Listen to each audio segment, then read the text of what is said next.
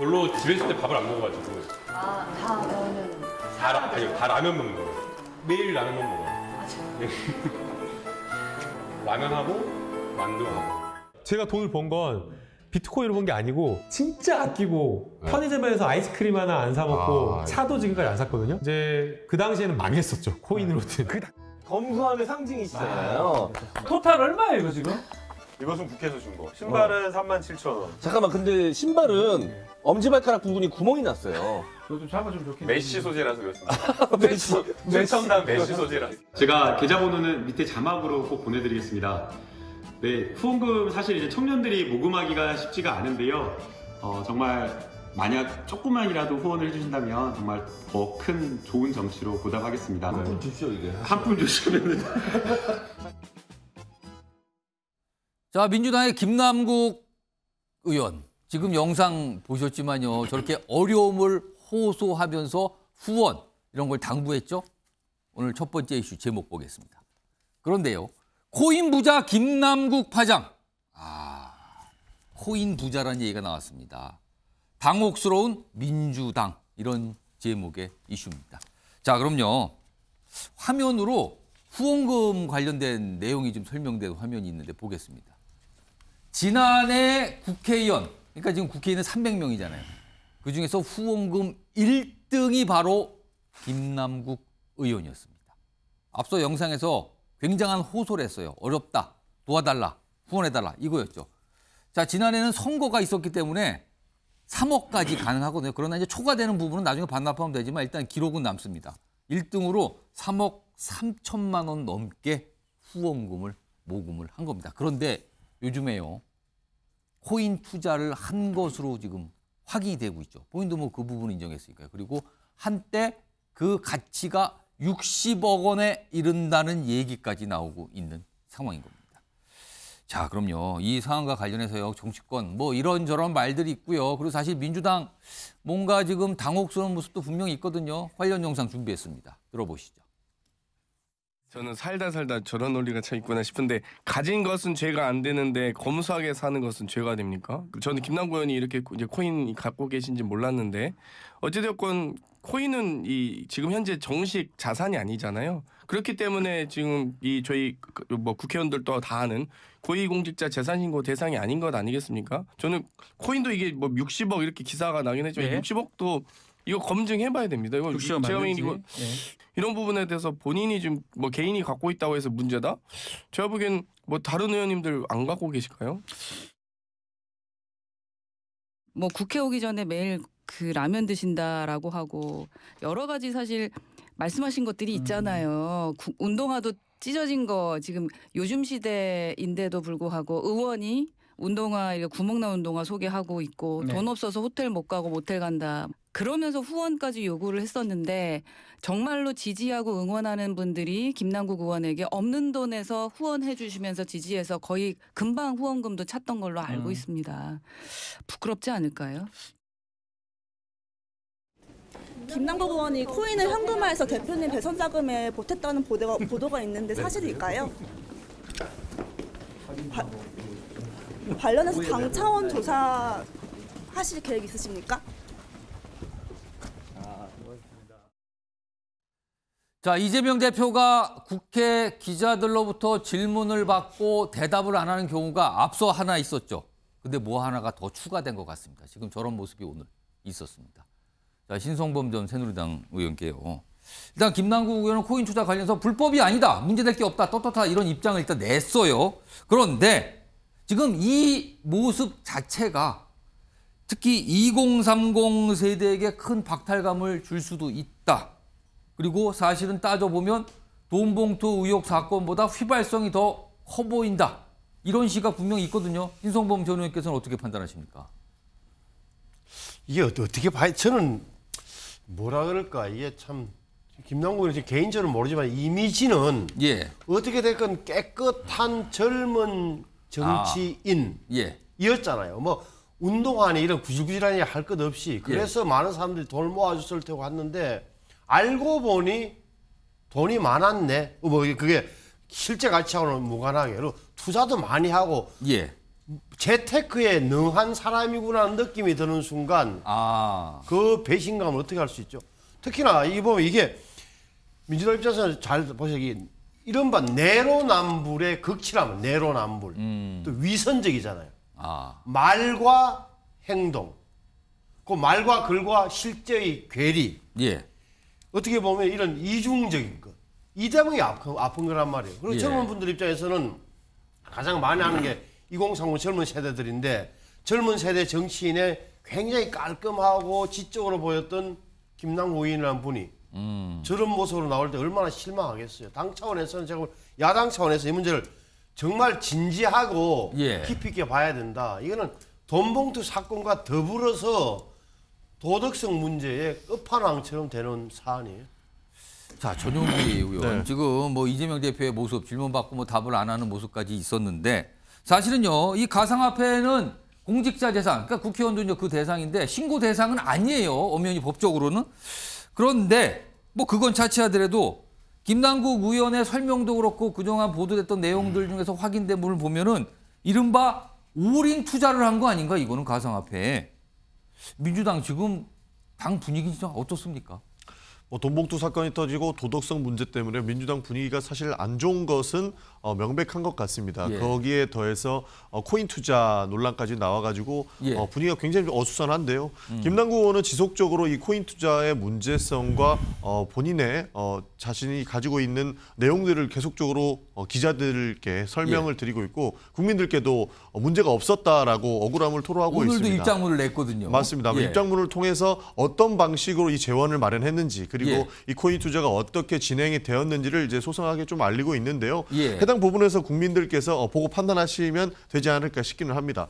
사실 이 부분에 대해서는 김남국 의원도 지속적으로 사과를 하고 있는 것 같습니다. 처음에는 이준석 대표도 코인 투자를 했던 것에 대해서 그렇죠. 누구도 잘했다. 왜 나만 갖고 그러냐 이거였어요. 그거는 잘했고 왜 나는 잘못됐다고 이야기하느냐라는 길로 흘러갔었는데 이게 도덕성 문제로 점차 불거지고 있고 이런 상황 속에서는 김남국 의원도 내가 불찰을 저질렀다 하고 사과하고 있는 모습을 보입니다.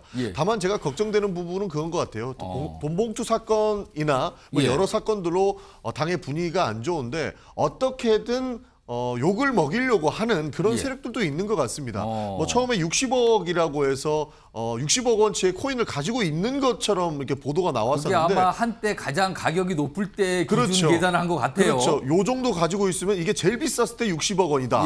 이런 식으로 사실 좀 비틀어서 보도가 된 측면이 있는데 알고 보니까 그게 아니었지 않습니까? 근데 국민들 머릿속에는 60억 원을 김남국 의원이 가지고 있는 것처럼 이렇게 되다 보니까 되죠, 또.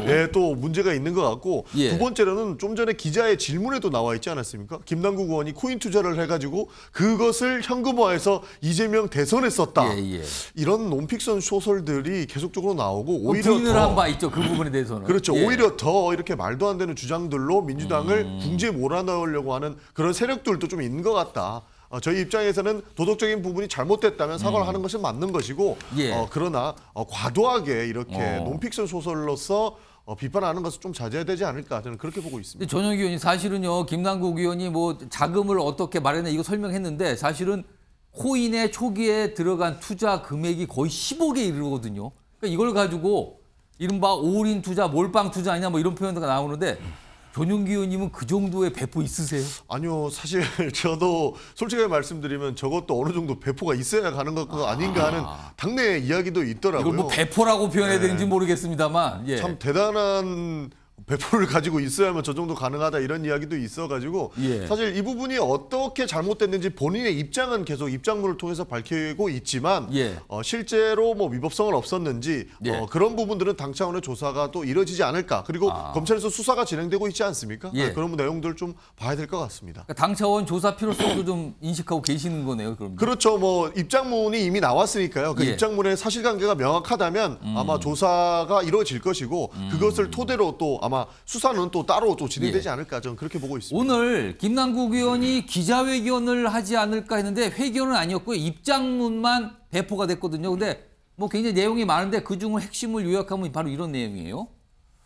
일단 이 가상화폐 투자할 때 처음에 돈이 필요했을 거 아니에요. 그거는 주식을 갖고 있었는데 그걸 팔아서 그 돈으로 마련한 거다. 이런 설명이 있었고요. 그리고 그거 이체 내역 다 남아 있어서 뭐 문제가 없다. 그리고 가상화폐 거래 역시 실명 확인이 된 이 지갑 이걸 통해서 했다. 그래서 다 기록이 남았다. 이걸 오늘 강조를 했어요.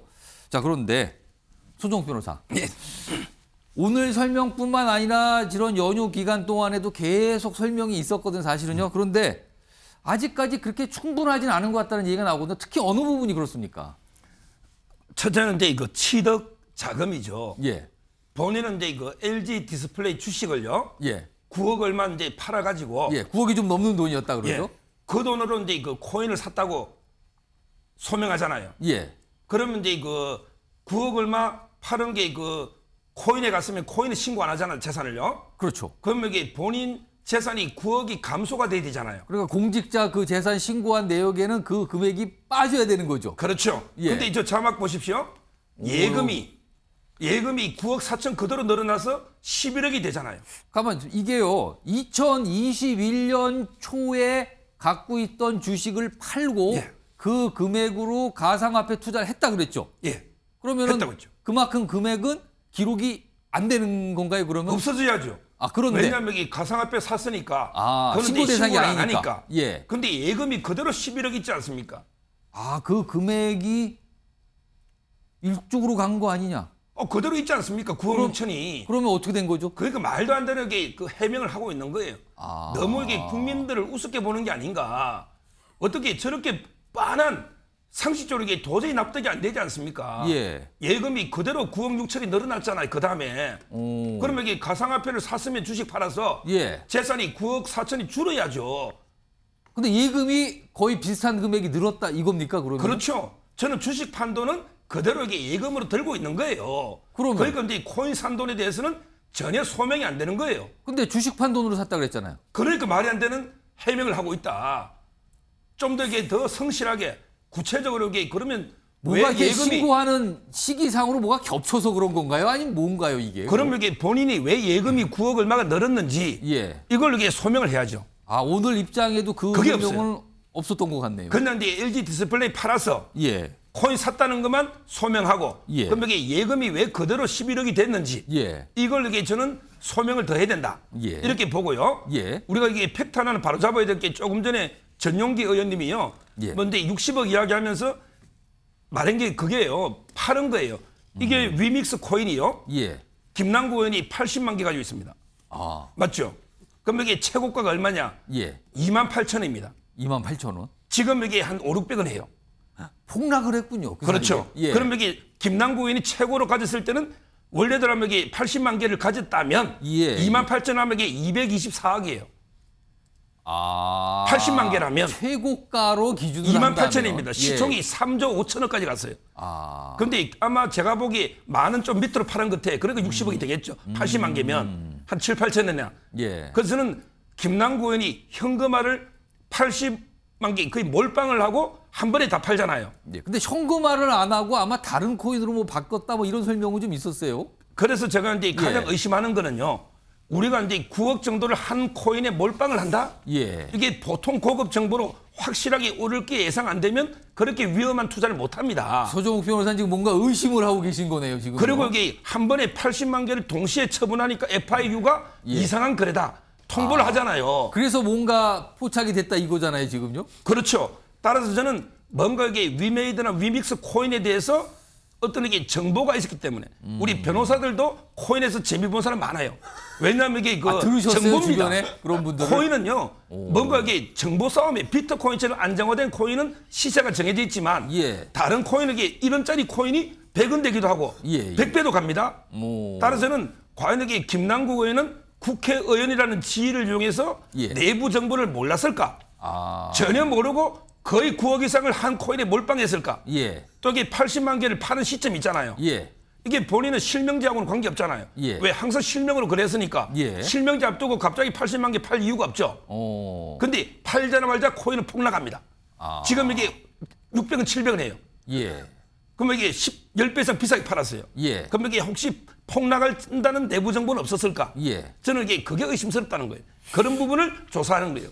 정기남 교수님. 그러니까 지금 서정욱 변호사가 의심하는 거는 일단 뭔가 가상화폐를 사고 파는 과정에서 뭔가 알고 있었던 거 아니냐. 일단 의심의 첫 번째 이거고요. 그다음에 석연치 않은 거는 아니 그럼 예금 증가 부분은 뭡니까? 이걸 좀 물어봤어요. 정기남 교수님께 어떻게 좀 보고 계십니까? 그러니까 저는 조금 오늘 그 김남국 의원이 입장문을 내놨어요. 예, 입장문입니다. 좀 기자회견 형태로 예. 이런 의혹들에 대해서 충분히 저는 소명할 수 있었어야 된다고 봅니다. 사실 질문을 받으면 좀 더 구체적인 답변을 할 수가 있었을 텐데. 그래서 본인에게 좀 과하다 싶을 정도로 예. 기자들이 묻는 질문에 대해서 결국 국민을 대신해서 기자들이 의문을 제기하는 것이거든요. 예. 자, 좀 전에 소정 변호사 잘 얘기했습니다. 뭐 어떻게 해서 그 주식 대금을 만들어서 예. 소위 가상화폐 자산에 투자하게 됐었는지 예. 이런 부분에 대해서도 물어봐야 되고 또 하필이면 현행법 위반 여부와 상관없이 예. 소위 이른바 위믹스 코인이라고 하는 그 금액을 왜 그 투자에 소위 이른바 이 가격 급등락이 굉장히 심한 일종의 투기성 코인으로 알려져 있단 말이에요. 예. 여기에 몰빵을 할 수 있었는지 예. 여기에서 국민들은 좀 궁금해할 수도 있어요. 그 많은 돈을 한 군데다 투자할 때는 예. 뭔가 국회의원으로서 갖는 정보가 따로 있지 않았겠느냐라고 하는 것들을 의심할 수 있는 겁니다.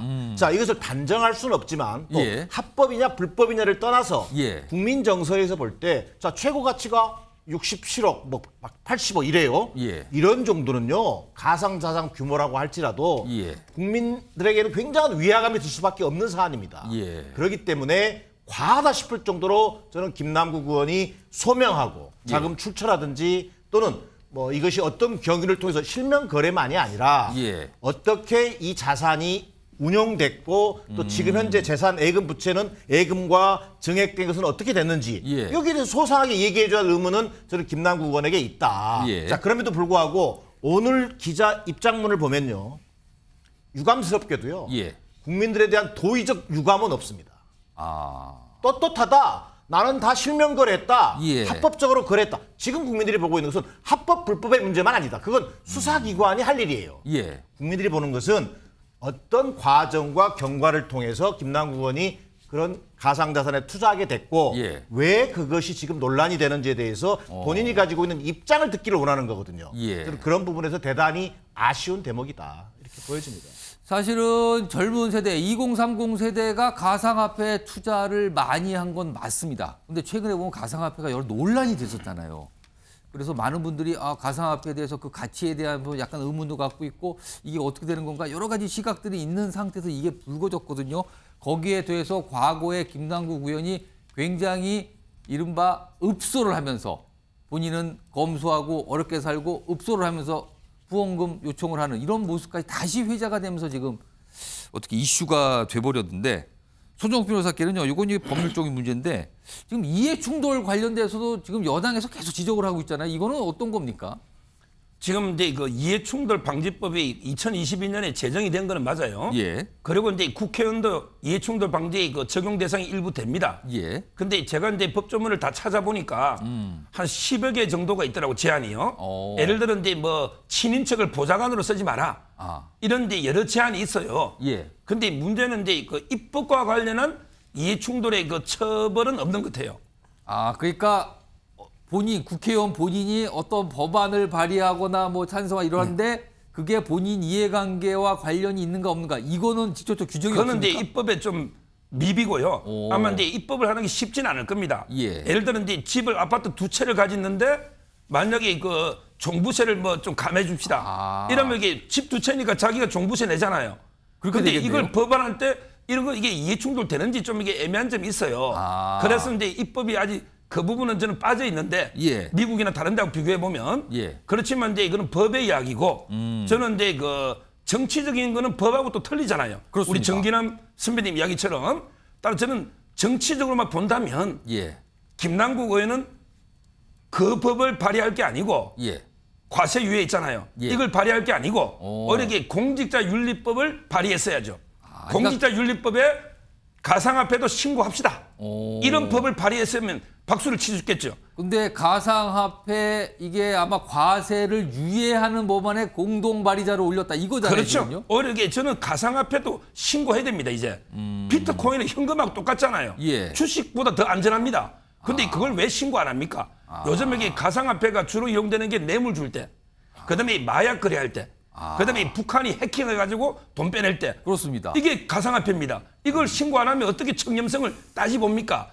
따라서는 김남국 의원이 제대로 국회의원이라면 가상화폐도 신고합시다. 투명하게. 예. 이런 법을 만들어야지. 본인이 세금 안 내려고 이런 게 세금을 계속 유예합시다. 이러니까 이게 비판을 받는 거예요. 그러니까 뭔가 지금 입법에 미비가 있어요. 그러니까 아까 말한 이해충돌 관련된 것도 미비가 있고요. 그다음에 이 가상화폐가 공직자 재산 신고 대상이 아니거든요. 그래서 뭐 자발적으로 예를 들어서 그 서류의 비고란에 쓰면 모르겠지만 안 써도 문제가 될 게 없는 게 지금 법 상황인 거거든요. 이거에 대한 지적까지 지금 나오고 있는데 전혁 의원님, 네. 김남국 의원하고 좀 가까우시잖아요. 그래도. 네, 관계 있습니다. 근데 오늘 기자회견은 왜 안 하셨을까요? 기자회견보다는 입장문 정도가 훨씬 더 오해를 만드는 데는 없을 거라고 판단했던 것 같습니다. 질문을 받고 답을 하면 더 상세하게 더 설명할 수 있지 않았을까요? 일단 사실 입장문 내부에도 보면요, 굉장히 좀 상세하게 나와 있는 부분이 있습니다. 방금 우리 여기 계신 패널 분들께서 의문을 제기해 주셨지 않습니까? 그런 부분들도 충분히 저는 후에 소명을 할 수 있다고 보고 있고요. 오늘 입장문도 굉장히 좀 디테일하고 본인의 계좌 내역까지 다 공개를 했기 때문에 먼저 잘못된 부분, 그러니까 억측으로 시작된 내용들부터 바로 잡고 그 이후에 본인이 소명 가능한 부분들을 아마 기자회견이나 뭐 입장문을 또 뭐 추가 입장문을 통해서 밝힐 수 있지 않을까 저는 그렇게 보고 있습니다. 서정욱 변호사께서 아까 의심했던 뭐 예금 관련 부분, 혹시 정보 같은 걸 사전에 뭐 알고 있었던가 이런 부분도 나중에 추가 입장을 낼 수 있다 이겁니까? 그럼 아마 지금 기자회견을 했으면요, 이런 사실 일단 억측으로 시작된 주장들이 꼬리를 물고 지속적으로 왜곡된 주장들이 나올 수 있는 거고 왜곡된 질문들이 나올 수 있을 거라고 보고 있습니다. 사실 김남국 의원도 변호사이기 때문에 그 왜곡된 주장들이 결국에는 수사에는 영향을 미칠 수도 있는 상황이라고 판단을 했던 것 같고요. 일단 먼저 왜곡되지 않은 입장문을 통해서 한번 1차적으로 밝히고 이후에는 추가적으로 의심받는 부분 그리고 우리 패널분들께서 제기했던 내용들 이런 것들이 다 하나하나 해소되지 않을까 보고 있습니다. 김남국 의원은 지속적으로 해당 거래는 모두 실명으로 이루어졌던 것이고 숨기려고 하는 의도는 전혀 없었다 이렇게 얘기를 하고 있거든요. 좀 볼 필요가 있습니다. 그 부분에서 지금 벌써 한 서너 차례 정도 입장을 냈거든요. 뭐 그래도 오늘도 유독이 좀 굉장히 긴 문장과 많은 내용된 입장을 냈습니다. 자, 이런 가운데요. 이 논란이 초기에 됐을 때 김남국 의원의 반응이 검찰 얘기를 좀 꺼냈거든요. 꼭 화면을 좀 있습니다. 그러니까 이거예요. 처음에 이게 보도가 되면서 시작이 됐는데 아니 민감한 금융 정보를 이거 언론에 흘린 것은 한동훈 검찰 작품 아닙니까? 그러면서 검찰, 그것도 한동훈 검찰 이렇게 지목을 하죠. 그러자 한동훈 장관 반응을 보입니다. 아니 코인 사라고 한 적도 금융당국에 적발되라 한 적도 없어요. 근거 없이 국가기관 폄훼합니다. 받아쳤습니다. 또 지금 이런 상황이에요. 신성범 전 의원님. 자, 이걸 가지고 정치권에서 특히 이제 여당에서는 아니 뭐만 나오면 검찰 이 얘기를 꺼내는 게 민주당 아닙니까? 이런 시각이 있습니다. 어떻게 보십니까? 사실 그렇죠. 민주당은 검찰 공포증, 한동훈 포비아까지 갖고 있는 걸로 보여지는데 모든 걸 다 검찰 탓이다 하고 그러면 일정 부분 정치로 보면 성공한 측면도 있어요. 검찰공화국이라는 라벨을, 레테르를 이 정부에 씌우는 데는 어느 정도 성공한 걸로 보여지는데 중요한 지점은 지금 첫째는 왜 이 사건이 발설됐느냐. 그 가상화폐 거래원에서 말씀하신 이상 거래를 발견해서 FIU 금융정보분석 넘겼고 거기에서 남부지검으로 토스를 한 거예요. 넘겨준 거예요. 뭔가 금융당국에서 이상하다고 보고 검찰 쪽에다 알린 거란 말이에요. 거기에서 발생됐다는 사실을 알아야 되고 또 하나는 제가 이런 눈여겨보는 분야는 이런 게 원래는 금융조사 합동수사단 이른바 금조부라는 게 있었어요. 서울 남부지검에. 하지만 추미애 법무부 장관실을 해체했어요. 저는 이 대목에도 의심이 가는 거예요. 한간에서는 지금 많은 분들은 민주당 출신 혹은 전현직 정치인들이 굉장히 금융 쪽을 향해서 이렇게 정치 자금을 불렸다, 늘렸다, 만들었다는 소문이 끊임없이 났던 분야가 있는 거예요. 그걸 추미애 장관이 되고 나서 2021년인가요? 제 기억이 맞다면 그때 금조부로 해체를 했다고요. 금조부로 하면 그래서 정권과 주식과 이런 모든 것에 대한 특화된 검사, 그 금융위에 파견된 전문 직원들, 국세청 이렇게 해서 하나의 팀이 돼서 금융시장, 여의도 금융시장을 아주 낱낱이 쳐다봤던 그 조직을 없앴던 거예요. 예. 없애고 나서 이 사건이 터졌단 말이에요. 결국 이런 사건이. 저는 오히려 금조부가 해체된 이 지점에서 예. 지금 검찰 내부에서도 다시 한번 들여다봐야 된다. 연유와 이 빠진 사건이 뭐가 없었는지, 그리고 당시 여권이 이런 실세들이 빠져나가는 그런 뭐 자산운용 사건이라든지 이런 라임 옵토미스 이걸 다시 한번 들여다봐야 된다고 감히 생각을 해요. 전정기 의원한테 요 주제 마지막으로 질문 드릴게요. 민주당에서는 검찰이 자꾸 뭔가 민주당을 향해서 이른바 파일을 하나씩 꺼내고 있다 이렇게 의심하고 있는 겁니까 그러면은? 의심하고 있죠. 해당 부분 같은 경우에도 의심이 될 만한 부분들이 저는 상당하다 이렇게 보고 있는데요. 사실 FIU에서는 당연히 해야 될 일을 했습니다. 예. 위성거래가 확인이 됐고 감지가 됐고 거액이 좀 뭐 움직이는 것 같다 이걸 포착한 거죠. 그렇죠. 그걸 포착해서 검찰에다 수사 의뢰를 한 것이죠. 예. 근데 수사 의뢰를 했고 그 계좌 압수수색 영장이라든지 예. 여러 가지 부분들이 오늘 이루어지고 있는 부분이 있는데 이미 보도는 어제 그제 났거든요. 네. 그러니까 검찰이 내부 정보를 가지고 있고 그 검찰 내부 정보를 통해서 수사를 하고 그다음에 수사가 진행되고 있는 사안들이 나갔다라고 한다면 예. 그래도 어느 정도 움직임이 있기 때문에 언론에서 이것을 포착했구나 정도 취재를 통해서 알아냈구나 예. 정도로 알아볼 수 있는데 이거는 아주 계좌 압수수색 영장도 청구가 되지 않은 상태에서 이미 한 언론에서 단독 보도라고 하면서 김남국 의원의 개인정보, 금융정보를 다 확인하고 얼마가 있었고 얼마로 보인다. 예. 라고 기사를 쓰고 있는 것이거든요. 그러면 이 부분에 대해서는 검찰이 흘렸다고 안 볼 수가 있겠냐라는 예. 겁니다. 그러니까 민주당 입장에서는 이 검찰이 결국에는 그 김남국 의원의 금융 정보를 보고 그것을 언론에다 제공을 했을 수도 있다라고 의심을 하는 것이죠. 예. 그러니까 검찰 캐비넷에서 또 꺼내는 건 아니냐 이런 이야기를 할 수밖에 없는 겁니다. 사실은 돈 봉투 의혹 사건 여기에도 녹음 파일 등장하는데 이걸 가지고 좀 비슷하게 또 공방이 있는 거거든요. 이것도 역시 그런 공방이고 또 그 공방을 또 자취하더라도 또 내용 자체가 이게 도대체 무엇입니까라는 또 이 곱지 않은 시선이 또 있는 거고 뭐 이렇게 좀 반복되는 것 같습니다. 자, 김남국 의원이 오늘 언론에서는 기자회견을 하는 줄 알았어요. 근데 기자회견 안 하고 그냥 언론 그 입장문만 나와갖고 약간 좀 여러 가지 사항들이 있는데 요 주제 이 정도로 정리하고요. 다음은요.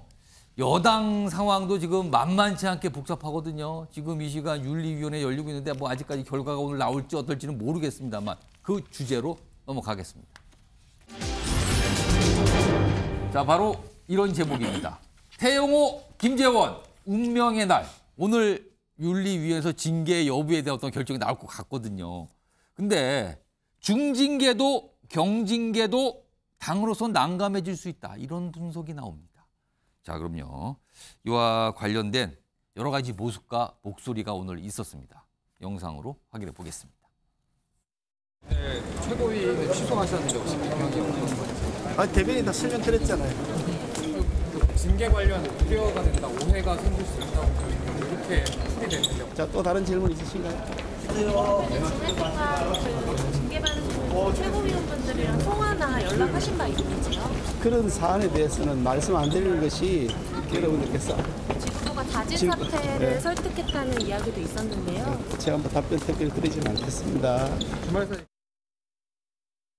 윤리위에서 지금 중징계 예상한다는 그런 얘기도 나오는데 거기에 대해서는 어떤 입장이신지? 뭐 성실하게 서명을 해서 윤리위의 판단을 받아야죠. 중징계 이런 거는 좀 부당하다는 그런 입장이신가요? 뭐 징계 결과가 아직 나오지 않았으니까 그런 문제를 말씀드리는 것은 좀 예의가 아니고 그렇습니다. 녹취록 유출 사건과 관련해서는 이진복 정무수석이 뭐 공천이나 최고의 행보와 관련해서 전혀 그런 언급을 하신 적이 없다는 걸 오늘 다시 한번 제가 밝히겠습니다. 제 모든 것을 걸고 그런 발언을 하시지 않았다는 것을 다시 한번 말씀드리겠습니다. 위원님, 만약에 오늘 당원권 정지 이상의 중징계가 나온다면 재심을 요청할 마음이 있으신지 여쭙니다. 그런 앞으로 있을 일을 가상해서 미리 제가 답변 드리는 건 부적절하다라고 말씀드리겠습니다. 사이에 지도부와 통화하신 내용은 어떤 게 있을까요? 그건 제가 이 자리에서 밝힐 사항은 아니다 이렇게 말씀드리겠습니다. 자, 방금 전에요. 김재원 최고위원 등장했잖아요. 그건 윤리위원회 참석해서 뭐 소명하기 전인데 지금 소명이 다 끝나고 윤리위원회 밖으로 나왔다 그러는데 나오면서 한 말이 있습니다. 그 영상 바로 확인해 보겠습니다. 그동안 발언에 대해서 반성한다거나 후회한다는 말씀도 하셨는데 당연히 중징계 시에 혹시 재심 청구하실 건지 아직 뭐 결과가 나오지 않았는데 그런 이야기는 굳이 지금 할 단계가 아니라고 생각합니다. 그런데 자진 사퇴 관련해서 생각하시는 게 있으실까요? 지금은 윤리위원회 소명 요구에 충실하게 소명하는 단계입니다. 그 말씀을 자진 사퇴에 대해서는 생각하신 적이 없다라고 저희가 받아들여도 되는 부분일까요? 아니 근데 자진 사퇴 여부에 대한 이야기를 어느 누구한테도 들어본 적이 없습니다. 저에게 그런 이야기를 한 번도 없고 또 그런 이야기를 제가 직간접적으로도 들어본 적이 없기 때문에 지금 이 자리에서 처음 듣는 이야기입니다. 지금 말씀하신 내용을 밝히는 것은 뭐 별로 적절하진 않는데 특별히 통화한 적은 없습니다.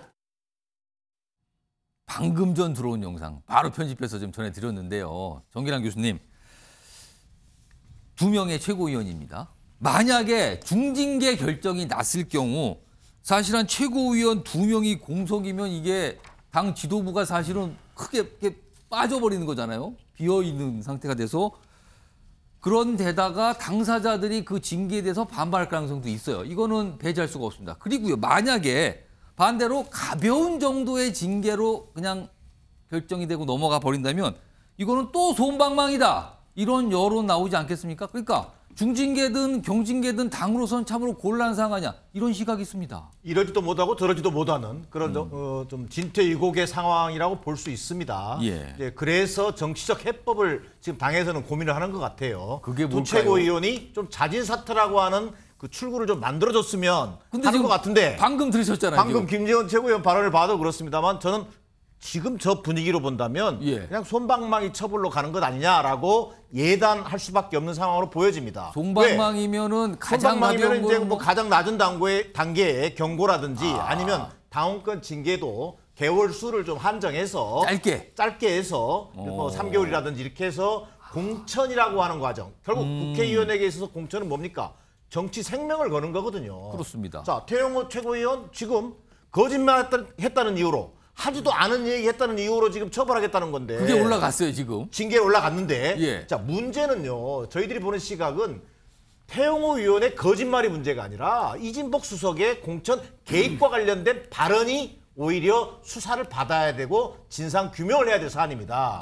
자, 그런 의미에서 태영호 최고위원을 중징계하겠다? 이건 국민들이 보기에는 꼬리 자르기로밖에는 보이는 측면이 없습니다. 자, 그렇게 본다면 자, 국민의힘 지금 고민이죠. 자, 중징계하자니 태영호 최고위원을 비롯해서 김재원 최고위원 거의 정치 생명을 걸고 반발할 가능성이 불을 보듯 뻔합니다.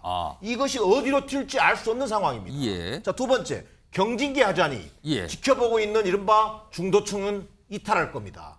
이것이 당해주는 타격, 이것을 고려하지 않을 수밖에 없죠. 이런 속에서 두 최고위원이 버티기 모드로 가고 있는데 오늘 저 김재원 최고위원의 표정과 발언을 보면 솜방망이 처벌로 가면서 이도저도 아닌 상황, 그러면서 진실은 묻혀버리는 저는 이런 상황이 가장 최악의 상황으로 가는 것으로 보여집니다.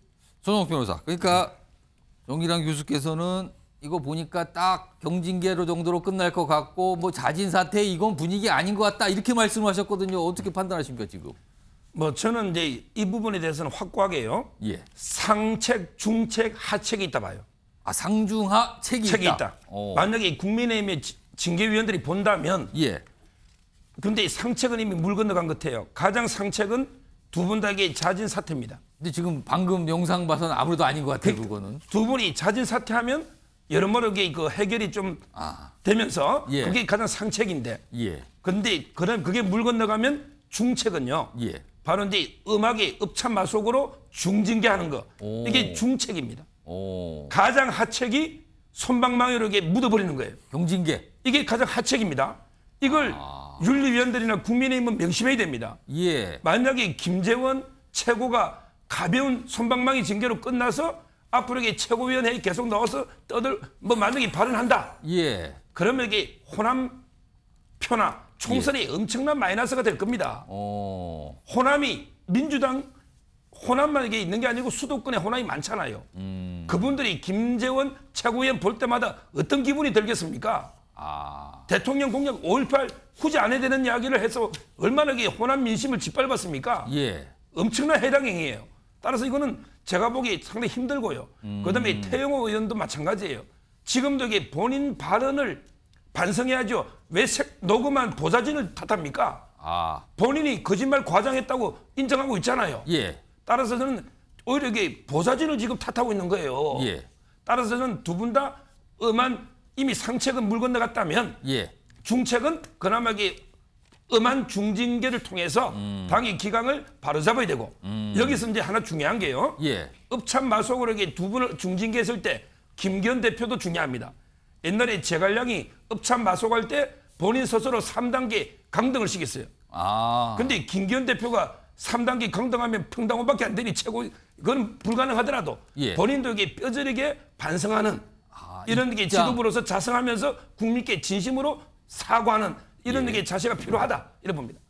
이런 가운데요. 오늘 원래는 국민의힘이 최고위원 회의를 하는 날이에요. 월요일, 목요일. 근데 보시면요. 오늘 취소됐어요. 근데 그냥 취소가 아니라 또 취소해요. 지난주 목요일도 원래 해야 되는 날인데 안 했거든요. 오늘도 안 했어요. 이유는 김기현 대표가 이건 밝혔죠. 오해나 우려, 불식 위해서. 괜히 그 두 최고위원 징계 대상 올라갔는데 뭐 또 발언하거나 이러면 뭐가 안 좋다. 그래서 이렇게 했거든요. 근데 두 번이나 회의를 안 한 거예요. 당 중요한 회의를. 이런 상황이었습니다. 특히요.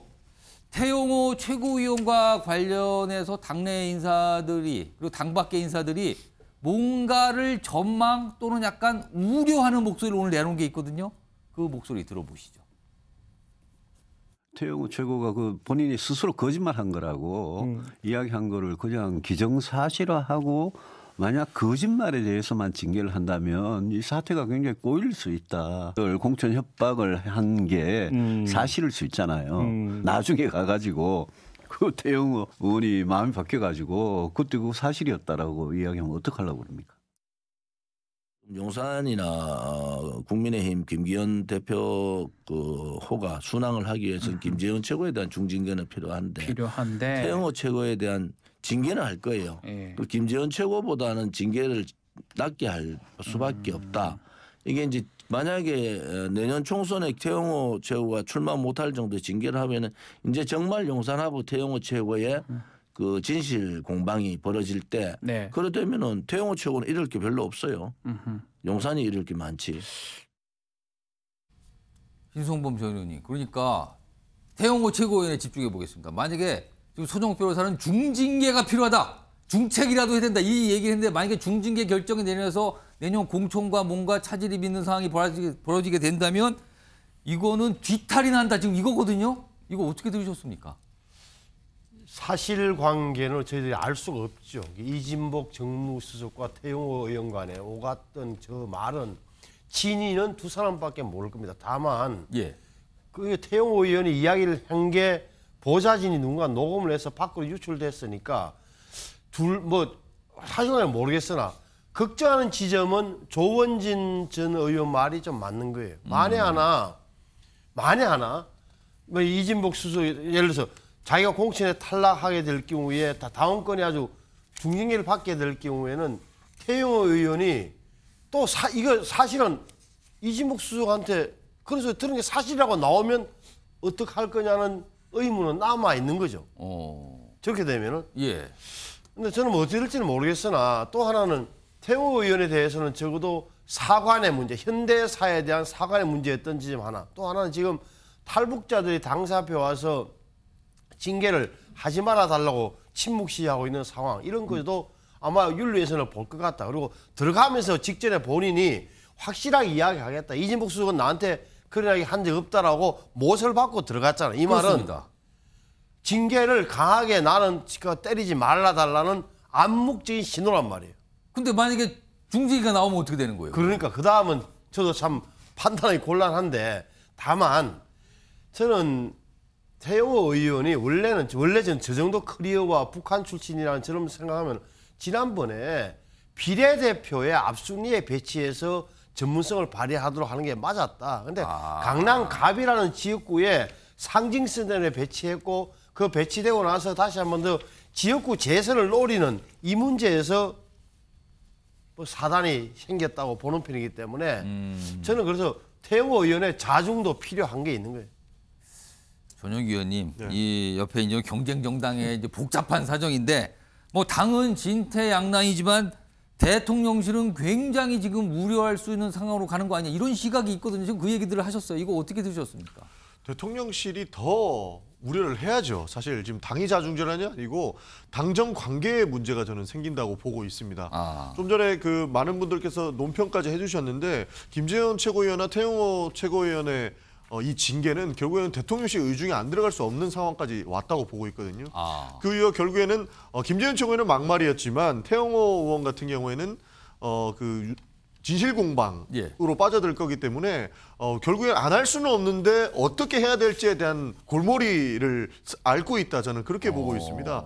그래서 아까 태영호 의원 같은 경우에는 결국에는 용산이 더 큰 부담을 안게 될 텐데 그때는 빼도 박도 못하는 상황이 올 것이다라고 해가지고 이것을 경징계해야 되나 중징계해야 되느냐 이것에 지금 가장 관건이 될 것 같은데요. 저는 결국에는 경징계 수순이 되지 않을까 이렇게 생각하고 있습니다. 그렇습니다. 왜냐하면 저는 김재원 최고위원이 오히려 더 경징계를 받을 것이다라고 처음에는 생각을 했었는데 국민의힘 외부 인사들이 말하지 않습니까? 이거는 용산과 징신공방이 일어났을 때에는 더 큰 문제가 생길 것이다. 그리고 지금 한간에는 태영호 의원에 관련된 녹취록이 더 있을 수도 있다라고 이야기를 하고 있거든요. 그런 측면에서 봤을 때 용산에서는 엄청나게 큰 부담이 생길 수도 있는 부분이기 때문에 자칫 잘못했다가는 태영호 의원을 자극할 수 있는 그런 결과로도 이루어질 수 있어서 더 이렇게 상황 전개가 좀 급박하게 이루어지고 있다. 그래서 대통령실 의중이 이번 징계에는 굉장히 많이 들어갈 수 있다. 저는 그렇게 보고 있습니다. 지금 국민의힘 윤리위원회 뭐 진행 중이거든요. 그래서 각각 당사자들 불러서 소명도 하고 판단하고 이런 과정인데 과거의 전례를 보면은요 이준석 전 대표 사례가 있잖아요. 굉장히 늦게 나왔어요 결과가 늦게 나오고 뭐 날짜가 자정을 넘기는 뭐 이 무렵까지 가고 그랬거든요. 오늘도 과연 결정이 나올지 나올 때 몇 시에 나올지 이건 아직은 모르겠습니다. 다 미정입니다만 지금 기자들이 다 기다리고 있어요. 집에 안 가고 퇴근 안 하고 오늘 기다리고 있을 겁니다. 아마 속보로 들어올 것 같기도 합니다. 기다려보겠습니다. 평산 책방 열정페이 논란에 휩싸였죠. 그러자 자원봉사자 모집 취소를 했습니다. 자원봉사자, 열정페이, 평산 책방 뭐 이렇게 연결이 지금 되는 사안이 됐어요. 자 그럼요. 이 사안과 관련해서 이게 무슨 얘기인지 좀 화면으로 좀 소개해드리겠습니다. 여기 보면 제목이 있죠? 이런 게 공고처럼 나온 거죠. 평산 책방 자원봉사자 모집합니다. 그러니까 자원봉사자니까 어떤 대가나 뭐 급여나 이게 없는 거예요. 그냥 좋은 일로 해주세요 이거잖아요. 그런데 여기 보면 50명, 50명을 모집해요. 그리고 모집 기간도 있었고요. 그리고 여기 보면 활동 혜택이 있어요. 뭐 굿즈, 그다음에 점심 식사, 뭐 간식 제공인데 여기 보면 이 점심 식사 부분이 특히 또 주목을 받았는데 종일 봉사하시는 분만 식사 제공이고 종일이 아니고요. 여기 보면 근무 시간이 오전 10시부터 2시, 2시부터 18시 요 부분 다 하시는 분만 점심. 근데 앞부분 2시까지만 하시는 분은 점심이 없어. 그러면은 사람들이 아니 2시까지 일하는데 왜 점심 안 주니까 뭐 이런 시각도 있었어요. 아무튼 이것도 굉장히 주목을 받았는데 이걸 가지고 아니 책방에서 일하는데 뭐 열정페이 그러니까 그냥 경험 쌓는 걸로 만족해라 뭐 이거잖아요. 그 논란이 됐거든요. 그러자 이 봉사자 모집 자체를 취소하겠다는 입장이 나왔습니다. 이게 논란이 됐어요. 이게 지금. 자, 이 얘기 좀 해보겠습니다. 손정욱 변호사. 일단 평상 책방은 공공기관이 아니잖아요. 통상 공공기관에서 자원봉사 모집 이런 걸 많이 하는데 이것도 엄연히 보면 개인이 운영하는 책방 형태로 돼 있단 말이에요. 이런 경우를 좀 보셨나요? 저는 이제 개인이 하는 게 아닙니다. 공공재단입니다. 재단. 재단은 이제 세제 혜택도 있고요. 이게 재단법인이에요. 그냥 개인 문재인 대통령이 하는 게 아니다. 재단이다. 재단입니다. 그러니까 세제 혜택이 다 있는 거예요. 아, 그런 거 다 받게 되는 겁니까 그러면은? 자, 이 부분은요. 뭐 제가 알기에 논평보다 혹시 CG가 있는지 모르겠는데 이재명 대표가 아주 오래전에 정확하게 그 지적을 해놨더라고요. 그게 준비가 된 것 같은데 한번 볼까요? 그 내용. 이재명 대표. 예. 그러게 보면 정확하게 무슨 문제인지 알 수 있는데. 이거 말씀하시는 거군요. 예. 그 자막을 밑에 보면요. 개념이 나오거든요. 열정페이란 재능 있는 청년에게. 자, 저는 이제 아르바이트하는 50명이 재능이 있다 봅니다. 재능 없으면 안 붙겠죠. 그렇겠죠. 재능 있는 청년, 저는 해당되죠. 예. 그다음에 열정을 구실로 문재인 대통령 지지하니까 뭐 열정이 있겠죠. 그다음에 노전에 무임금 또는 적은 임금으로 헌신 강요하며 노동력을 착취하는 여기 딱 해당되잖아요. 재능 있는 청년에게 문재인 대통령 열정을 구실로 돈을 안 주잖아요. 예. 이게 바로 착취하는 거 아닙니까? 저는 문재인 대통령이 너무하신 것 같아. 아무리 돈이 먼저다 이게 그럴지 몰라도 정말 너무한 거 아닙니까? 지금 이게 책을 일주일에 5,582권을 팔았어요. 그럼 이게 마진이 30~40%에다가 또 본인이 쓴 책 인쇄도 될 거 아닙니까? 거기다가 이게 커피도 팔고 굿즈도 팔고 이렇게 파는 청년들한테 교통비나 그 우리 최저임금 본인이 많이 올렸잖아요. 그거 10,000원씩 주면 안 됩니까? 이걸 이게 왜 이렇게 모집합니까? 근데 아까 이게 재단 형태라면서 지금 운영되는 게? 예. 근데 재단은 자원봉사 모집을 할 수 있다 그러셨잖아요. 예. 그거하고는 관련이 없습니까? 할 수 있지만 제 말은 이게 실비를 줄 수가 있거든요. 실비 정도는 지급할 수 있는 거 아니냐? 왜냐하면 이게 책을 파는 학생 아르바이트 아닙니까? 그 비용을 지급한 데서 이게 재단 규정에 반하는 게 아니에요. 꼭 이게 무료 자원봉사만 쓸 수 있는 게 아니고 제가 보기 문재인 대통령이 돈을 아끼려고 저는 이게 자원봉사를 모집했다고밖에 생각이 안 드는 거예요. 혹시 그런 생각한 거 아니냐 이렇게 보시는 거예요? 아니 그거 외에는 설명이 안 되잖아요. 무료 자원봉사. 그리고 이게 밥도 그래요. 아니 2시에 끝나는데 집도 여기 외단되잖아요. 평산 마을이. 그럼 이게 어디 가서 자기 돈 내고 교통비 식사합니까? 그냥 여기 밥 한 끼 더 주면 또 얼마 듭니까 비용이? 그걸 이게 종일밥만 밥 줍니까? 정말 이게 너무하잖아요. 지금 이게 그게 이것도 사실 주목받아요. 종일 봉사자만 식사 제공 이것도 주목을 사실 받았습니다. 사실. 이제 지적이 너무하니까 이제 뭐 물론 이게 취소를 했지만 이걸 이게 저는 이런 걸 모집할 때 아무도 쓴소리하는 사람이 없었다는 거 있잖아요. 이런 것도 이게 시스템의 문제고요. 정말 이게 이거는 반성해야 됩니다. 자, 정기환 교수님은 이 사안 어떻게 이해하고 계십니까? 지금 뭐 소정 변호사는 그냥 포화를 부셨어요. 지금 이 사안에 대해서 지금. 한마디로 얘기하면 좀 과도한 정치 공세라고 저는 보여집니다. 이걸 문제 삼는 게? 그렇습니다. 물론 평산 책방에서 자원봉사자 모집을 취소했습니다.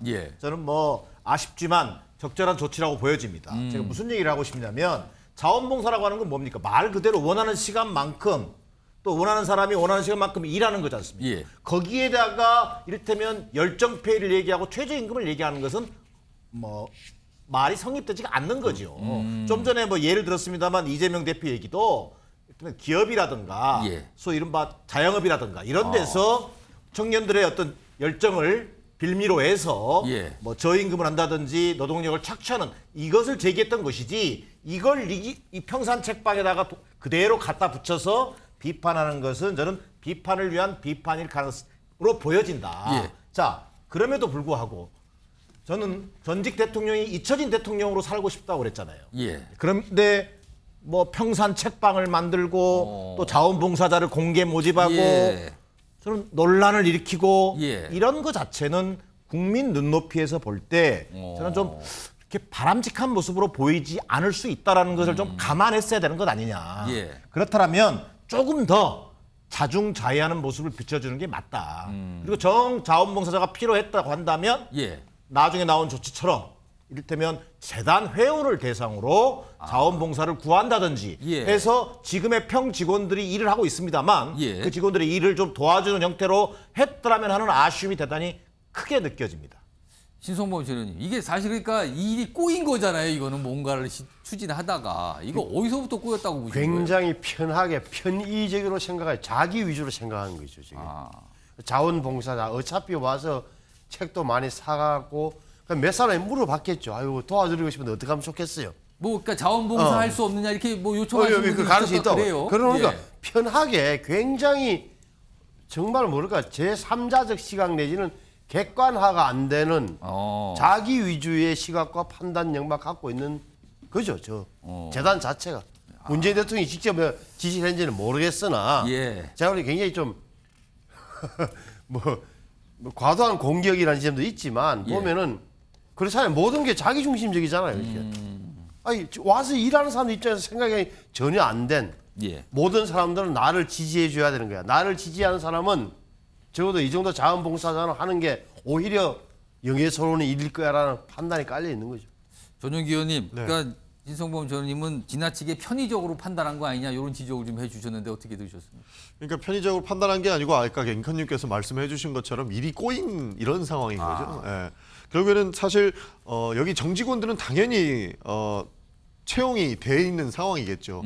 그런데 평생 책방이 열리고 나면은 정말로 많은 지지자들이 찾아갈 겁니다. 그렇습니다. 뭐 굉장히 많은 분들이 간다 그러네요. 문재인 대통령께서는 정치인들도 만나지 않겠다라고 선언을 하셨는데 정치인들도 당연히 찾아가려고 많이 할 거고요. 그러면서 사람들이 많이 몰리는 상황이 올 거고 실제로도 요청을 했다는 건 아닙니까? 나는 좀 자원봉사하고 싶은데 어떻게 했으면 좋겠느냐. 근데 자원봉사하는 사람들한테 전부 다 또 식사를 제공할 수도 없어요. 뭐 여러 가지 문제들이 있다 보니까 저렇게 자원봉사자를 모집을 한 것이고 여기에서 일이 좀 꼬이다 보니 이런 상황이 생긴 것 같습니다. 다만 좀 문제가 되는 것은 뭐 종일 봉사자만 식사를 제공한다 이렇게 규정을 이렇게 너무 명시적으로 해놓는 것 자체가 국민들이 봤을 때는 조금 보기 불편했을 수 있다. 저도 그렇게 오전 봅니다. 근무자는 사실 10시부터 2시니까 4시간 근무거든요. 2시잖아요. 약간 식사 시간이 지나서 약간 좀 뭔가 그냥 가 그러면 매정한 것 같기도 하거든요, 사실은. 그러니까 너무 이제 관리자 측면에서 이 해당 내용들을 바라봤기 때문에 이런 문제가 되지 않느냐라고 저는 생각이 됩니다. 왜냐하면 보통 자원봉사 하면 밥이라도 좀 먹이면서 일을 시키는 게 어느 정도 통상적인 일 아니겠습니까? 밥 먹는 거를 잘못 따르면 이거 굉장히 좀 약간 뭐랄까 빈정상할 서운하죠. 수도 있는데요. 이게. 서운할 수 있는 상황인데 이 관리하는 측면 입장에서는 밥을 어떻게 줘야 되느냐에 대한 분명한 고민이 있었을 것이고 그렇게 있었겠네요. 되면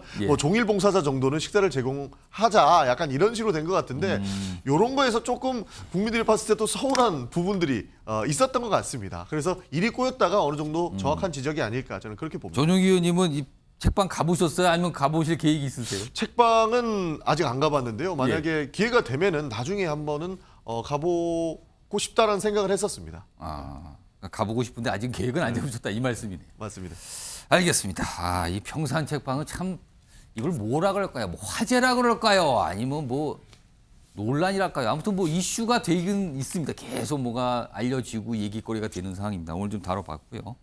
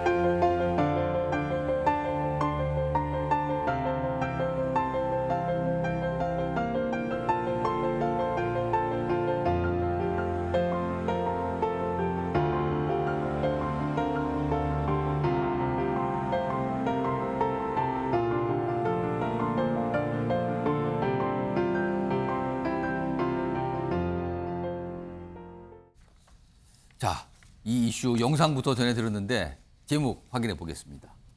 한일 셔틀 외교는 복원이 됐다. 그런데 과거사 정리는 여전히 반컵 물잔 상태인가 이겁니다. 지금.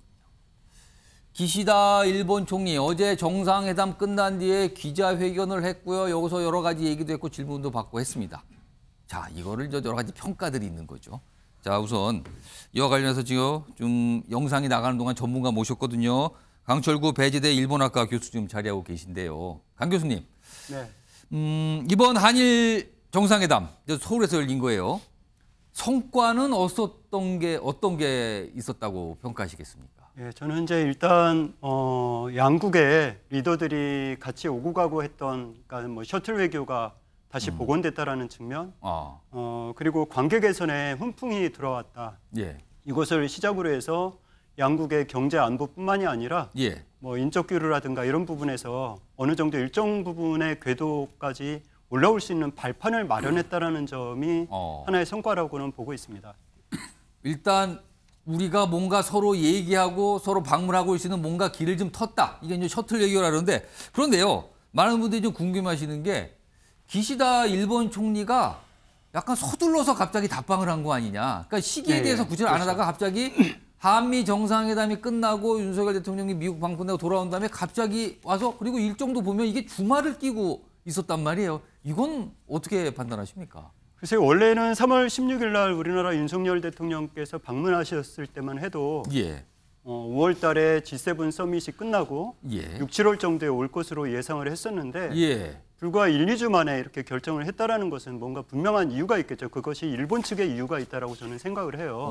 그런데 그 이유가 서미트에서 한일 간의 관계가 개선된다라는 모습을 미국 측에도 보여주고 싶고 또 하나 G7에서 주요 의제로 다뤄야 될 후쿠시마 오염수 방류 문제라든가 이런 문제에 있어서 한국 측으로부터 어느 정도 합의를 보는 듯한 제스처라도 보여준다라면 그 G7 서밋에서 가장 근접한 국가의 피해 국가와 이런 부분에 대해서 어쨌든 간에 어떤 이제 모양새를 갖췄다라는 부분에서 좀 뭐 테이크 이니셔티브 하려고 하는 부분이 있지 않았나. 뭔가 그러니까 지금 G7 정상회의 일본이 주최국이잖아요. 그러니까 뭔가 좀 보여줄 게 필요했다는 측면인 것 같은데 혹시 미국 쪽에 약간의 압박이 있었을까요? 뭐 언론에서는 그렇게 얘기를 하고 있더라고요. 일본에 이제 압박이 있었다라는 부분도 있고 또 하나는 그 관방장관이 또 그런 얘기를 했었지 않습니까? 그러니까 한국과 미국 간의 관계 개선을 주의 깊게 보고 있다. 그 이야기는 그때 당시에 누구예요? 미국의 바이든 대통령께서 우리나라 대통령의 관계 개선에 대해서 상당히 좋은 그런 평가를 해준 부분에 대해서 일본의 우익 신문인 산케이 신문이라든가 등등에서도 이 부분에서 기시다 총리가 어떤 방법으로라도 윤석열 대통령과의 만남 또는 어떤 답변을 필요로 하고 있다라는 부분이 강조되었기 때문에 그런 부분에서 1, 2주 만에 빠른 시간 안에 결정이 되어서 실상으로 제가 뭐 방금 전에는 관계 개선에 훈풍이 불었다라고는 이야기를 했지만 뭐 일부 언론에서는 정상 궤도에 올랐다라는 표현을 하더라고요. 근데 정상 궤도에 오를 수가 없죠. 1, 2주 만에 결정돼서 와서 지금 진행된 1박 2일을 가지고 정상 궤도에 오를 수는 없다고 봅니다. 어쨌든 그렇지만 뭐 평가라고 한다면 관계 개선에 훈풍이 불었다 정도로 요약을 하고 싶습니다. 그러니까 기시다 총리가 아무래도 뭔가 답방을 서둘렀다 이런 분위기가 분명히 좀 있거든요. 그게 일본 내 이른바 우익 세력의 어떤 영향력, 뭐 소망, 입김 뭐 이런 것도 있었다 보인다 이런 분석까지 나오는 상황인데 자 그럼요. 어제 기시다 총리가 뭐 회담 때 그리고 기자회견도 있었거든요. 여기서 이른바 과거사 문제와 관련해서 한 얘기가 있거든요. 그 모습만 따로 영상으로 준비했습니다. 보시죠. 지난 3월 윤 대통령께서 방일하셨을 때 저는 1998년 10월에 발표된 이란 공동선언을 포함하여 역사인식과 관련된 역대 내각의 입장을 전체적으로 계승하고 있음을 명확하게 말씀드렸습니다.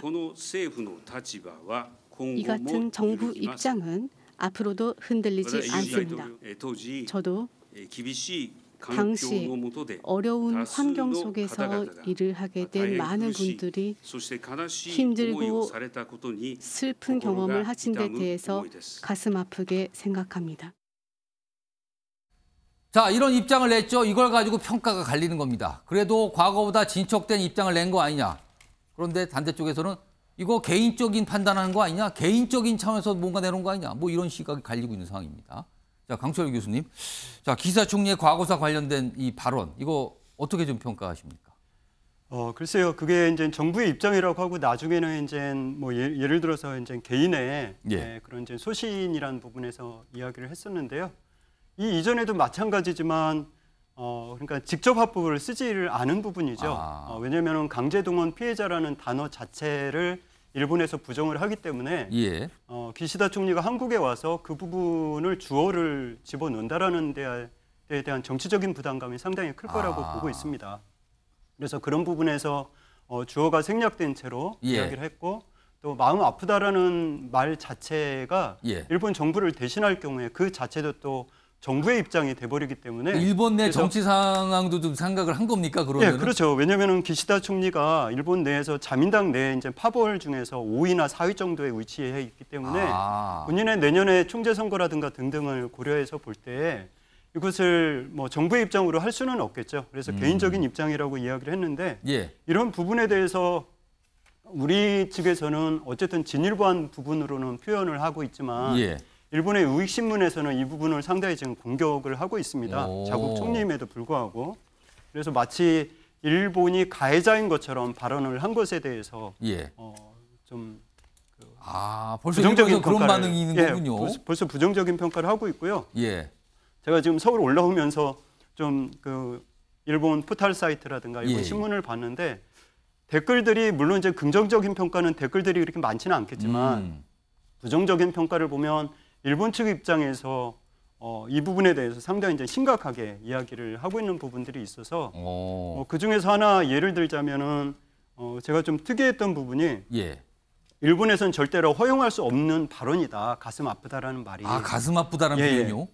예를 들어서 강제징용에 대해서 증거가 없는데도 불구하고 그 부분을 가슴 아프다라고 하는 것을 콕 집어서 이야기한 것이 우리나라 이영훈 교수께서 반일 종족주의라는 책을 이제 옛날에 2, 3년 전에 써가지고 그 책에 증거가 많이 있다. 한국인이 그것을 증거로 했는데도 불구하고 왜 일본 측에서 가슴 아프다라는 표현을 하느냐. 뭐 이런 이제 댓글들도 있고요. 또 하나는 이 자체가 사실은 모순이죠.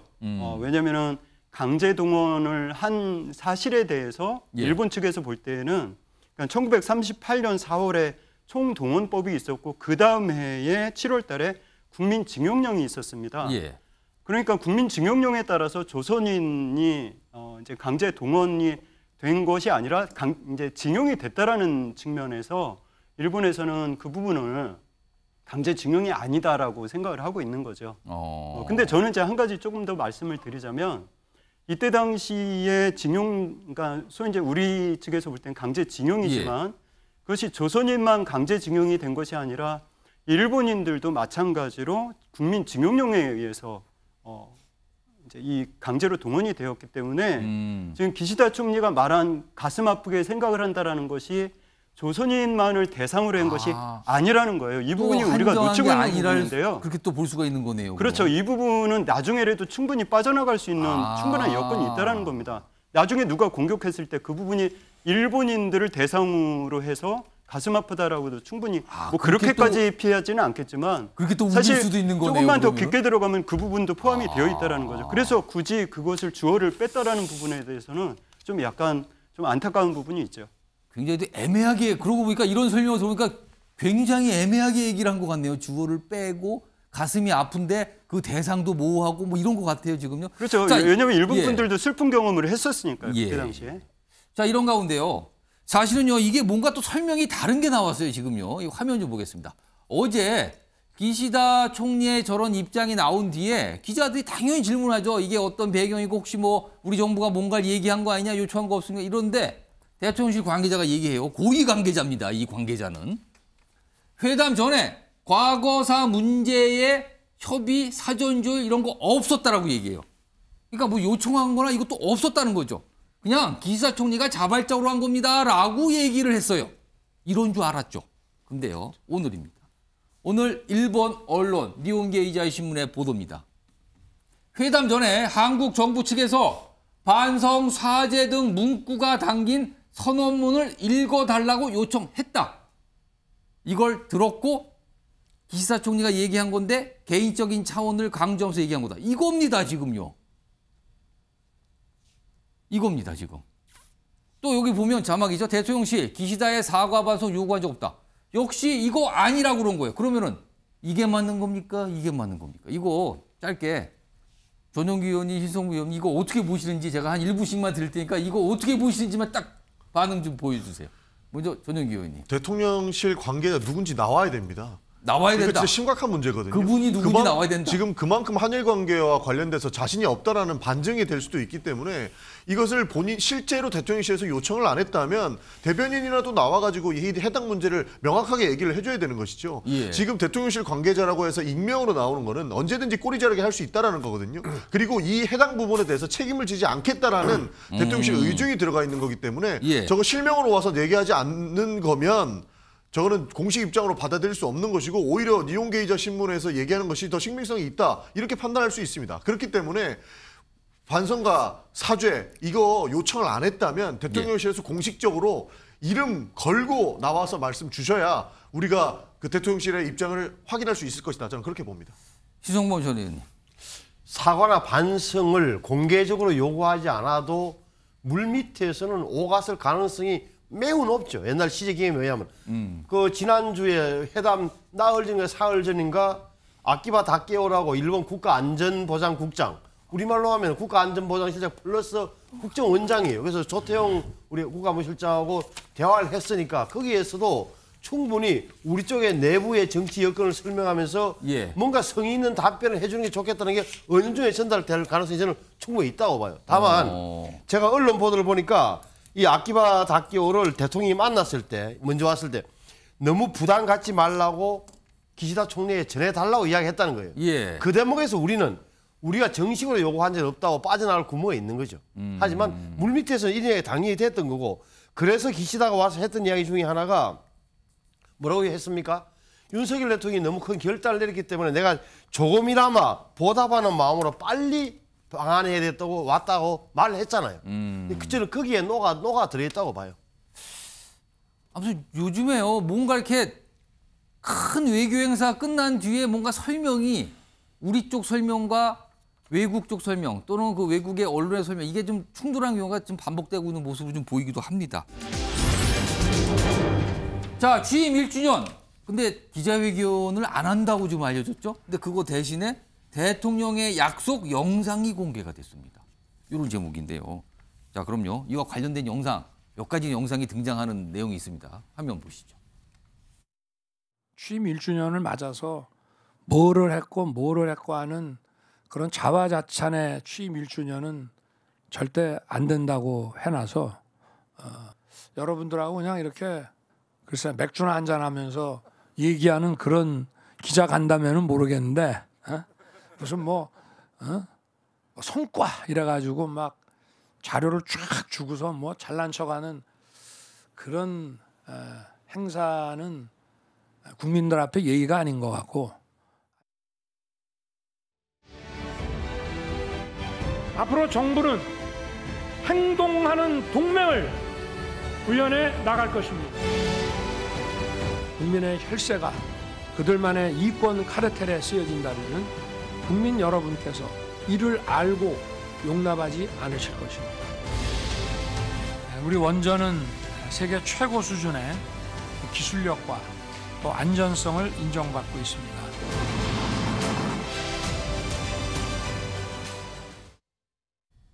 자, 강철 교수님. 네. 외교, 특히 그중에서도 지금 지난 1년 동안 대일본 외교 점수를 주신다면 A, B, C, D 중에 어느 정도 평가하시겠습니까? 글쎄요, 뭐 최근에 이제 학점 인플레이션이 심해서 학점 인플레. 보통 이제 B뿔까지가 70% 정도까지 주고 있는데요. 아니요, B0까지구나. 네, 그래서 저는 뭐 외교라는 게 피 흘리지 않는 전쟁이요, 전쟁은 피 흘리는 외교다라고 하고 있는데 50점은 넘은 것 같아서 B뿔까지는 갈 것 같습니다. B뿔 정도 주시겠다. 이번에 학점 인플레가 있다는 거 좀 감안해 주시라 약간 이런 말씀이네요. 자, 서정욱 변호사께는요. 취임 1주년, 사실은 기자회견을 당연히 해야 된다 이렇게들 항상 인식하는데 우리 기자회견이 없답니다. 이거 어떻게 보십니까? 저는 이제 과거의 그 틀에 박힌 방식을 탈피할 필요 있다 봐요. 그렇게 평가하십니까? 100일, 1주년, 2주년 이것보다요. 지금 이제 수시로 필요한 현안이 있을 때마다 소통하는 이게 필요하고요. 저는 문재인 정권 때보다 윤석열 대통령이 상당히 그 소통을 열심히 하고 또 이제 그 틀에 박힌 게 아니고 진심으로 소통한다. 며칠 전에도 이게 그 기자들하고 얼마나 솔직하게 하고 있잖아요. 앞으로 지금 잠시 이제 그 도 스태핑은 중단돼 있는데 앞으로 이제 그것도 저는 매일은 못해도 조금 이게 1, 2주에 한 번씩이라도 재개하는 게 필요하다 이래 봅니다. 정의당 교수께서는 기자회견이 없다 그러는데 이거 어떻게 보십니까? 소통은 없다. 홍보만 있을 뿐이다. 서정욱 변호사는 소통 잘하고 있다고 말씀하시는데 지금. 서정욱 변호사의 판단일 뿐이고요. 마이웨이 1년 정치는 사라졌습니다. 자, 지난 8월에 취임 100일 기자회견 이후로 공식 기자회견 없습니다. 지난 11월에 바이든 날리면 논란 이후에 도스태핑 없어졌습니다. 자, 소통은 없고 홍보만 있을 뿐입니다. 자, 취임 기자 1년 회견이 어떻게 자화자찬이 될 수 있습니까?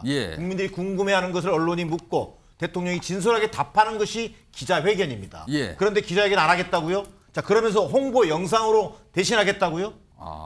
국민은 홍보의 대상이 아니라 국민과 끊임없이 소통하는 대상인 겁니다. 그런 대통령의 국정운영 기조가 변하지 않으면 취임 2년은 더 암울하다는 판단입니다. 신성범 최고위원님, 사실 오늘요 안철수 의원 이 인수위원장 맡았잖아요, 신성범 최고위원님. 근데 1주년 평가하면서 미흡한 지점을 몇 가지 지적을 하면서 지금 변하지 않으면 총선에서 승리할 수 없다라고 평가를 했거든요. 이건 어떻게 봐야 됩니까? 그런 신호는 많죠. 그러니까 적어도 지금 외교에 관한 적어도 미국과 일본의 삼각동맹 구축은 방향은 잘 잡은 건데 내정에 관한 정치, 내부 정치, 특히나 대여관계, 여당과의 관계에 관한 대통령과 대통령실이 하실 말씀이 별로 없는 이런 지점까지 왔단 말이에요. 그래서 안철수 의원이 뭐 아픈 대목이 있는 거예요. 그러니까 내부 소통, 적어도 야당은 아직은 그렇다 치더라도 여당과의 대통령실과 여당과의 관계를 잘 설정해야 되는 저는 숙제로 남아 있는 거예요, 지금은. 전용기 의원님, 근데 지금 변하지 않으면 총선 승리는 어렵다는 게 이게 여야에서 다 나와요, 지금. 이게 어떻게 된 겁니까, 그럼? 그러니까 뭐 대통령께서 변해야 된다라고 얘기하는 거고 정치가 사라졌다고 말씀하고 있지 않습니까? 그러니까 정치를 복원시키려면 본인부터 이야기를 듣고 그다음에 소통하는 모습을 가져야 되는데 그 지점은 좀 부족한 것 같습니다. 저는 뭐 한마디로 말씀드리면 대통령께서 좀 고집을 좀 꺾어야 된다라고 생각합니다. 너무 독선적이고 일방통행이에요. 기자회견을 안 한다고 했지만 홍보 영상으로 자랑만 하겠다는 거거든요. 저는 자랑한 것도 하나도 없으면서 무엇을 자랑하겠다는 건지 잘 모르겠는데 대통령께서 고집을 꺾어서 참모들의 이야기든 국민들의 이야기든 좀 들었으면 좋겠습니다. 정치를 복원시켜야 됩니다. 서정욱 변호사, 한 40초 남았는데 지금 전용기 의원이 고집 좀 꺾어라! 뭐 이 얘기를 하셨어요. 어떻게 들으셨습니까? 우리 의원님이요. 뭐 1년 동안 잘한 게 없다고 했는데 얼마 전에 문재인 대통령은요. 5년 성취가 1년 만에 무너졌다고 했거든요. 그런데 문재인 정권 5년 동안 성취한 게 뭐 있습니까? 저는 오히려 그때 나라가 많이 망가졌다고 보는 거예요. 질문을 했는데 다른 대답을 하시네요, 지금요. 그때 5년간 자화자찬했지 않습니까? 알겠습니다. 요 마지막으로 안철수 의원이 낸 건데 몇 가지 윤석열 정부가 기대를 받은 바가 있는데 미흡한 부분이 있다. 그래서 실망하신 분도 있다. 그러면서 이 얘기를 꺼낸 거예요. 지금 변하지 않으면 총선에서 승리할 수 없다. 이 얘기를 오늘 좀 남겼습니다.